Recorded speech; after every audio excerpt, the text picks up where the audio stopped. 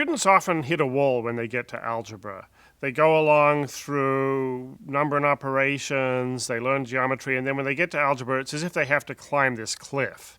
We try to write the standards so that there's a ramp up to the top of that cliff. We started all the way back in kindergarten thinking about what it is that kids are doing with number that prepares them for algebra.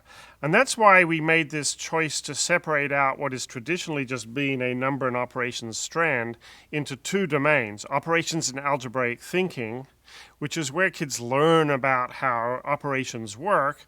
For example, that's where they learn that subtraction is really the solution to a missing add-end problem, so there's that relationship between addition and subtraction. Later on, they learn that there's a similar relationship between multiplication and division. That domain is the one that's leading them up to expressions and equations in middle school. At the same time, there's this number and operations in base 10 domain, which is where they're learning to compute and do addition and subtraction. As distinct from understanding the operation itself, they're learning how to do the calculation. That's important to build number sense and to build facility. That's the one that leads into this number system domain in middle school.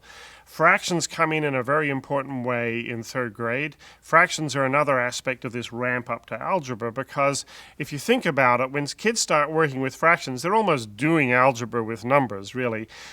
They see a fraction 3 over 4 and they have to add it to 4/5. It's almost as if they're adding a over b to c over d. They see those operations starting to play out and how they work with numbers as a sort of rehearsal for doing it with letters when they get to algebra.